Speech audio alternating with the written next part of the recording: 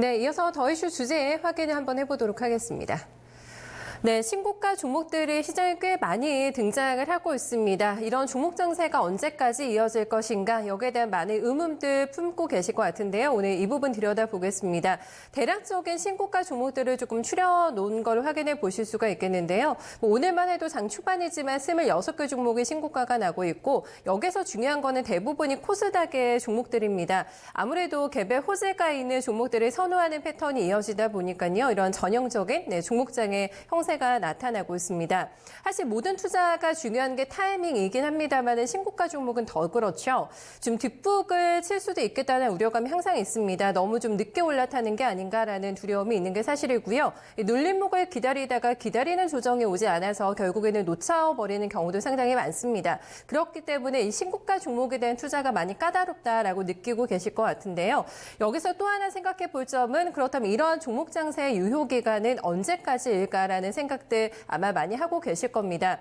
대형주를 움직일 만한 매크로 모멘텀이 좀 나와야지만 이쪽으로 시세가 형성이 될 것 같고요. 언젠가 종목 장세의 끝에는 또 대형주의 새 출발을 알리는 문이 또 열리기 때문에 조만간 그 시기가 시작되지 않을까라는 분석도 현재 함께 나오고 있는 상황입니다. 오늘도 신고가 종목들이 많은데요. 네, 허준식 해설위원과 함께 분석을 한번 해보도록 하겠습니다. 어서 오세요. 네, 안녕하십니까. 네, 어제보다는 아직 장 초반이니까 많지 않기는 한데 계속 나오네요. 네, 신고가 종목들이 이렇게 좀 속출하고 있는 이유는 어디에 있을까요? 일단은 대형주가 일단 좀 이익 모멘텀이 좀 약하죠. 그리고 시장 수급도 보면 주식 할 수 있는 할 만한 자금들은 좀 다 이제 들어와 있는 것 같고요. 네. 요즘에는 상품이 좀 다양화되다 보니까 글로벌하게 주식 투자도 많이 하시고 투자 클럽도 보면 글로벌 주식 투자도 많이 하시고 그리고 FX 마진 거래도 하시고 그러니까 상품이 좀 다양해진 상황이고 이익 모멘텀이 약하다 보니까 주식으로는 좀 분산되는 효과들이 좀 있는 것 같아요. 그리고 이제 미중 통상 이슈로 지수 박스권에 갇혀 있다 보니까 선별 작업이 이제 실제로 작은 수급 가지고 할 수 있는 쪽들로 많이 몰리는 것 같고요. 네. 그래서 이익 모멘텀이 센 주식 위주로 신고가가 나온다 이렇게 보시면 될 것 같은데 이따 좀 리스트에서 보시겠습니다만 사실 우리가 연고점을 지수가 경신했던 상황에 좀 조정이 나와 있기 때문에 올해 한 해만 놓고 보면 대부분 연고점인 종목들이 많고요. 근데 문제는 이제 저는 포커스는 사상 최고가에 맞췄기 때문에 그런 종목은 또 많지 않더라고요. 네. 의외로. 그러니까 지수가 지금 레벨이 다운되는 상태이기 때문에 그렇다고 보시면 될 것 같습니다. 네. 그렇다면 어떤 종목들을 지금 신고가 랠리에 동참을 하고 있을까? 이게 조금 섹터나 어떤 특징으로 정리가 조금 묶어볼 수가 있을까요? 네. 이건 좀 다분히 주관적일 수도 있는데요. 제가 보고 있는 종목 내에서만, 제가 모니터하고 있는 종목 내에서만 사상 최고가를 찾았기 때문에 제가 놓친 부분도 분명히 있을 거예요. 그래서 그 점을 좀 양해를 구하겠습니다. 물리적으로 저도 좀 한계가 있다 보니까 시간상으로 다 소팅을 하지를 못했어요. 먼저는 친환경 컨셉인데요. 친환경 컨셉 중에서는 YN텍하고 인선 ENT, 그다음에 코엔텍, 위닉스 이 네 종목을 좀 추려봤습니다. 대표적이네요, 다. 네, 네. 예, YN텍은 인선 ENT, 코엔텍 이 세 종목은 폐기물 처리주잖아요. 네. 예, 말 그대로 이제 좋지 않은, 그러니까 우리가 사용하고 남은 그런 쓰레기라든지 이런 부분들을 잘 처리해서 쓸 수 있게 만들든지 아니면 아예 소각이나 어디에 묻어버리든지 해서 보이지 않게 하는 일들을 하는데요. YN텍은 신고가, 사상 최고가고요. 무슨 연고점 경신 이런 거 아니고요. 사상 최고가입니다. 상장하고 나서. 그리고 인선 ENT도 역시 사상 최고가를 경신을 했고 코엔텍도 마찬가지입니다. 네. 그만큼 친환경 관심이 높아진 거고요. 그리고 전성기네요. 네. 예, 그리고 위닉스도 사상 최고가를 얼마 전에 경신을 했었고 지금 이제 조정 양상인데 대체로 한 21선 부근에서 네. 좀 걸려져 있고요. 네. 자, 그 다음은 실적 컨셉입니다. 이익 모멘텀이 좋았던 상황에서 사상 최고가를 낸 종목들은 대체로 어제도 저희가 이제 경기 진단해 드리면서 네. 옷 만드는 회사가 좋았다고 말씀드렸는데 네. 그런 종목들이 많고요. 그리고 일부 아프리카 TV처럼 좀 특성화된 약간 좀 예전에는 없던 그런 사업들을 하는 쪽들이 신고가를 내는데 이게 이익 전망이 좋았기 때문입니다. 한섬 같은 경우가 사상 최고가에 육박해 있는 시세를 보여주고 있고요. 그리고 휠라코리아도 사상 최고가 내고나 조금 흔들리지만 그 근처에 머물러 있고요. 주가는. 그리고 신세계 인터내셔널도 역시 사상 최고가 부근입니다. 오늘 좀 밀리긴 하는데. 한세실업도 신고가고. 네. 한세실업은 아닙니다. 제가 지금 말씀드리는 건 다시 말씀드리지만 네. 사상 최고가입니다. 사상 최고가. 예, 연고점 네. 이거 아닙니다. LG생활건강 같은 경우는 사실 화장품이랑 이제 뭐 음료도 하고요. 생필품을 하게 되니까 사실은 완전 화장품은 아닌데 그 대체로 많은 영업이익이 화장품에서 나오기 때문에 화장품 대표주로 선정을 해봤어요. 근데 이 종목도 사상 최고가 부근에 있는 것은 맞습니다. 신고가를 내지는 경신을 못했는데 어쨌든 사상 최고가 부근에 있고요. 이익 전망이 좋기 때문이에요. LG생건은 2003년인가 이후로 한 번도 분기별로 YOY 증분이 꺾인 적이 한 번도 없습니다. 아, 그래요? 예, 엄청난 회사고요. LG생건은. 네. 그리고 아프리카 TV도 이익 모멘텀이 좋죠. 사상 최고가 부근에 네. 주가가 놓여 있습니다. 자, 그 다음이 이제 오늘 아주 그냥 강한 5G. 시장 도배하네요. 네, 5G 주식을. 관련주들입니다. 네. 이쪽 관련해서는 이제 신산업 인프라 컨셉으로 제가 규정해 봤는데요. 오이솔루션이 사상 최고가 경신한 이후에 오늘 또 올랐기 때문에 아마 경신 또 한번 했을 것 같아요. 제가 대본을 쓰다 봤기 때문에. 그리고 RFHIC도 사상 최고가 부근입니다. 그다음에 서진 시스템도 사상 최고가 경신을 하고 있고요. 그다음에 HFR도 사상 최고가 경신이고요. 그리고 뭐 머큐리라든지 이런 쪽들도 뭐 거의 그 부분까지 간 것 같아요. 지금 장중에 아주 급등이 나와서 좋습니다. 대체로 다 이쪽은 좋은 흐름인 것 같고요. 그리고 다음 컨셉은 신규 상장 제약바이오 임상 3상 컨셉 종목군들입니다. 네. 지금 이제 전해드릴 종목들은 대부분 다 신규 상장주들이에요. 근데 이쪽은 신규 상장 프리미엄도 있지만 코스닥 150 편입 이슈, 그 기대감에 따른 수급 이슈도 있어요. 그래서 좀 더 셌었는데 대체로 다 바이오는 최근에 나왔던 종목들은 사상 최고가를 경신하고 들어가 있네요. 나서 움직임들이 양호한데요. 네. 조정이 나와도 한 21선 정도에서 조정을 받쳐주고 있습니다. 그래서 꺾이지는 않는 상황인데 네. ABL 바이오가 사상 최고가 부근이고요. 메지온은 사실 제약바이오 흔들릴 때 별로 흔들리지도 않았었고 꾸준하게 신고가 랠리였다가 지금 좀 조정은 나와 있고요. 이 종목은 이제 신규주라기보다는 임상 3상 컨셉이다라고 보시면 되겠고요. 그리고 셀리버리도 마찬가지고 셀리드, 셀리버리, 뭐 파맵신, 유틸렉스 사상 최고가 내고 나서 조정인데 대체로 다 바이오는 이제 21선 조정이다라고 보시면 되겠고요. 그다음에 마지막이 이제 신규 상장 컨셉 내에서 배터리랑 벤처 캐피탈 컨셉인데요. 첨보 같은 종목이 이제 배터리 컨셉인데 사상 최고가를 경신하고 나서 좀 조정이 나와 있습니다. 전해질 관련해서는 뭐 상당히 좀 기술력이 있다고 하고요. 그리고 미래에셋 벤처 투자 같은 경우도 사상 최고가에 육박해 있는 상황입니다. 네. 예, 그리고 이제 MI텍이라든지 뭐 TNR 바이오팩 같은 경우도 어제가 아마 최고가 경신이었을 거예요. 이 두 종목도 신규주인데 네. 조금 오늘 쉬어가는 흐름입니다. 종합을 해보면 실적주 내에서는 의류랑 유통 일부 종목, 그다음 화장품 요거 빼면은 사실 실적주도 보면 많지가 않아요. 사상 최고가 낸 그럼요. 종목입니다. 그게 네. 지금 현재 시황을 설명한다고 보시면 되고 네. 왜 IT 자동차가 아니고 이런 경기 방어적인 중소형 내수주 컨셉일까가 어제도 경기를 설명드렸지만 그래서 이런 종목이 세다라는 것을 다시 한번 확인을 드릴 수 있을 것 같고요. 그리고 그러니까 실적으로 움직이는 종목은 별로 없어요. 사상 최고가 낸 종목 중에. 네. 그리고 정책 모멘텀이 좀 더 많은데 이쪽은 예, 뭐 말 그대로 정책 모멘텀이기 때문에 실제로 이제 매출이 가시화돼야 향후에 좀 추세적으로 올라갈 수 있다는 부분이 담보될 것 같고요. 그리고 신규주는 아무래도 이제 프리미엄이 붙어 있는 초입이기 때문에 네. 강하다 볼 수 있겠고요. 굳이 테마 이슈를 찾자면 4차 산업혁명 테마가 가장 셉니다. 그리고 이제 연간으로만 보면 4월 현재로 봤을 때 1, 2, 3, 4월 달 보면 네페스나 파트론, 동진 세미킨 같은 그러니까 올 한 해만 놓고 보면 반도체나 IT 부품에서도 또 연고점을 경신하는 또 주가 등락률로만 봐서도 한 80% 이상 올랐던 종목들이 있는데 이 종목들은 반도체나 IT 부품은 사상 최고가 경신은 아니기 때문에 일단 좀 제가 아까 설명해서 좀 네. 제외한 부분은 있습니다. 네. 네.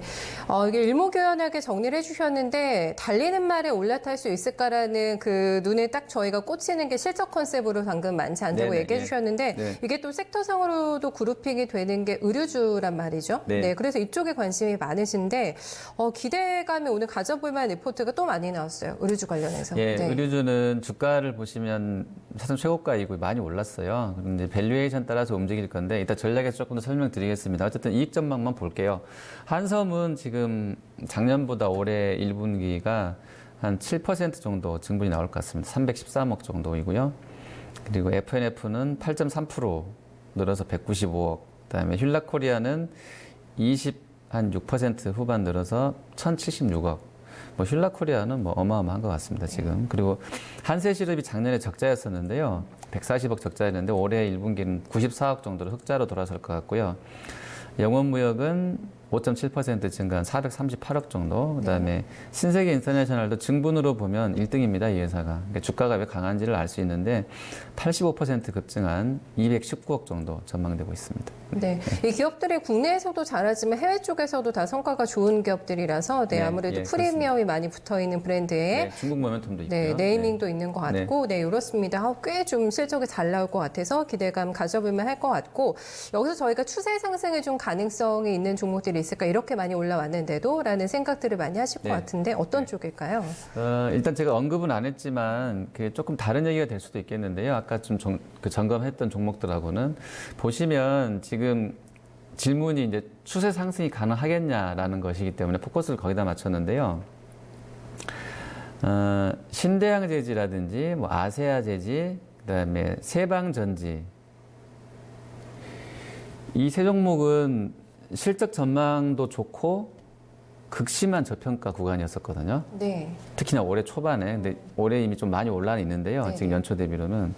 근데 추세 상승 가능성이 있냐라는 데 대해서는 저는 있다고 봅니다. 이런 종목군들은. 그러니까 전망도 좋고 이익 대비로 밸류가 너무 저렴한 상황에 있기 때문에 추세적으로 올라갈 수 있을 것 같아요. 이 종목들은. 그리고 이제 친환경 정책 테마류는 사실 밸류에이션에 따라서 5G도 마찬가지고요. 네. 결국은 밸류에이션에 따라서 차별화된 흐름을 보일 것으로 판단을 하고 있어서 그러니까 실적 기반이 아닌 현재 기준으로 봤을 때 실적 기반이 아니라 어떤 기대감, 앞으로 이렇다 하더라라는 어떤 기대감과 어떤 정치적인 이슈, 정책 테마로 움직이는 그런 테마류 종목에서는 어젠가 그제 우리가 5G 하면서 제가 종목을 와이솔하고 서진 시스템 두 개만 드렸잖아요. 네. 그 이유가 똑같습니다. 오늘도 같은 이야기를 해드릴 건데 역시 결과적으로는 밸류 메이시 있는 쪽으로 중장기로 붙으셔야지 단기로 급등한다고 그걸 따라가면 힘들지 않겠냐 이런 생각을 하고 있고요. 그러니까 무차별적으로 올라가는데 지금 현재로서는 결국에는 중장기로 보면 되는 종목이 되겠다라는 거고요. 물론 이제 5G 가면 중간에 스몰셀 이라든지 또 와이파이 관련해서 그런 확산될 이슈들은 있어요, 분명히. 근데 시기적으로 많이 남아있기 때문에 중장기로 따진다고 그러면 결국에는 현재 밸류가 그런 실적 대비로 저평가됐냐를 따질 거라는 얘기예요. 그래서 큰 흐름에서는 오히려 또 다 된다라고도 볼 수 있겠지만 조금 중장기로 봐서는 현재 밸류에이션 메리트 있는 쪽들이 더 유망하지 않겠나 이렇게 보여집니다. 네. 사실 종목장 때문에 쏠쏠이 수익을 챙기고 계신 분들도 계시겠지만 이 패턴이 조금 맞지 않으시는 분들, 순발력이 조금 떨어지거나 종목 선택의 정확성이 또 맞아 떨어지지 않으면 어려운 장인 것 같아서 이 종목 상세가 언제까지 더 이어질까, 그리고 만약에 이게 어느 정도 끝물이라고 한다면 어떤 전략 준비가 필요할까, 이것도 저희가 갖춰줘야 될 대비 태세가 아닐까 싶은데 어떨까요? 예, 좀 어려운 질문이기도 하고요. 제가 좀 바보 같은 답을 드릴 수도 있는데요. 너무 뻔한 질문이기도 하겠고 또 뻔한 답일 수도 있을 것 같아요. 이 마지막 질문은 보시면 이 거래소 대형주, 중형주, 소형주, 그다음에 코스닥 대형주, 중형주, 소형 중에 YTD 성과를 보시면 답은 다 나와 있습니다. 여러분들이 저보다 아마 트레이딩을 하시니까 더 잘하실 텐데요. 거래소 대형주를 보시면 올해 8.8% 올랐습니다. 현재까지. 그 중형주는 5.2% 올랐어요. 중형주가 왜 이렇게 못 올랐냐라는 것을 저한테 물어보시면 사실은 올해 시황을 거의 안 보고 계신다고 이해하시면 되는데 너무 뻔한 겁니다. 제약바이오랑 경협 테마주가 이쪽 중형주 컨셉에 많아요. 그러니까 많이 상대적으로 안 좋았던 약했고, 거고요. 예. 네. 소형주도 이따 코스닥 보시면 아시겠습니다만 거래소 소형주는 약했거든요. 같은 이유입니다. 8.8%밖에 안 올랐어요. 근데 코스닥 보시면 대형주는 YTD로 3.5%밖에 못 올랐어요. 제가 아까 제약바이오 안 좋다고 말씀드렸잖아요. 맞아요. 그래서 네. 못 오른 거고요. 대형주 네. 코스닥은. 그리고 그럼 코스닥 중소형주는 왜 올랐냐? 이거는 아까도 제가 IT 일부 종목을 설명드렸지만 IT가 워낙에 셌어요, 올해. 네, 그러니까 맞아요. 올해만 놓고 보면. 네. 그리고 아까 무슨 5G니 무슨 일부 잘 자란 전기전자 종목군들 네. 이런 게 엄청 강했었거든요. 그래서 중형주랑 코스닥 소형주가 17%, 16%나 올라 있는 상황인 겁니다. 그래서 사실은 대형주냐 중소형주냐로 구분하기보다는 섹터로 보셔야 될 조금 더 이해가 빠르죠. 지금은 제약바이오랑 경업은 약하고 나머지 정책 테마 특히 ICT로 대변되는 쪽들이 셌다. 네, 네. 이국면이라고 보시면 제일 편할 것 같아요. 근데 제약바이오는 같은 말씀 계속 드렸지만 중장기로는 유망한 섹터인 건 맞는 것 같고요. 우리 어떤 인구 통계학적 구조를 봤을 때 네. 그리고 경협주도 역시나 중장기로는 유망하다고 판단하고 있습니다. 그리고 오늘, 내일, 모레 11일 날이 어떻게 보면 이제 경협주는 좀 분수령이 약간, 될 것 같아요. 네. 현재 시세가 어떻게 좀 뭐 더 분출이 이쪽으로 될지 아니면 급락까지 나올지 모르겠습니다. 조정이 좀 이어질지는 좀 봐야 될 것이 이제 4월 11일 날 그때 최고 인민회의도 하고 뭐 맞아요. 네. 우리도 뭐 이제 결과물들이 어쨌든 조금 나올 거기 때문에 정상회담 관련해서 그렇게 보여지고요. 언론사별로 사실 정상회담 관련해서 뷰가 너무 다르더라고요. 아, 근데 이거를 행간을 잘 보셔야 되는 게 제가 뭐 정치는 아닙니다만 그 언론사가 밀고 있는 당이라는 게 있잖아요. 그리고 본인들의 어떤 사상과 철학이 있기 때문에 이념이 있기 때문에 같은 이슈도 좀 꽈서 보도를 하거든요. 그러니까 그 부분은 분명히 좀 잘 체크는 하셔야 되겠고요. 사실 저희가 미국 현지에 가 있지 않고 또 우리가 주요 기관에 출입을 하는 기자가 아니기 때문에 잘 몰라요. 그래서 기자들이 중요한 건데 그거를 잘 걸러낼 수 있는 능력이 필요한 것 같고요. 현재 경협주 관련 뉴스 플로우는 네, 네. 그렇게 보여지고요. 그리고 지금 실적 시즌에 들어가 있기 때문에 4월 이후의 증권 시장은 결국은 실적이 탁월한 종목 위주로 움직일 수밖에 없다 저는 이렇게 보고 있습니다. 그러니까 단기로 조금씩 뭐 많이 올라서 차익 실현하고 하지만 결국에 주식은 길게 보면 이익을 얼마나 내가 돌려받을 수 있을까, 그러니까 배당으로 해서 이런 부분을 보고 하는 것도 있기 때문에요. 실적이 탁월한 종목 위주로 특히나 제가 여러 번 이것도 말씀드렸지만 중형주 내에서 많은 기회가 있을 것으로 보고요. 항상 보시면 매 분기마다 중형급 내에서 실적이 좋았던 종목이 그 실적 시즌 내에 가장 성과가 좋습니다.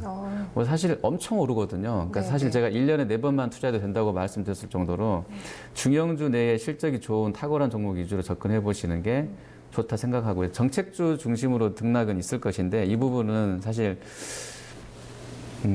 트레이딩이 좀 잘 될 때도 있고 안 될 때도 있거든요. 뭐 10명을 쭉 세워놓고 매번 시켜보면 10명 중에 어떤 한 명이 계속 10번 다 이긴다 이런 성과는 없다고 저는 봅니다. 그래서 정책주 트레이딩은 사실 뭐 하기 나름인 것 같아요. 어떤 날은 좀 잃었다가 어떤 날은 좀 수익이 났다가 이렇기 때문에 네. 이걸 잘한다 이런 못한다 이런 건 별로 의미가 없는 것 같아서요. 정책주는 말 그대로 좀 등락에 유의해 보시면서 네. 대응해 보시면 좋을 것 같습니다. 네, 말씀 잘 들었습니다. 네, 감사합니다.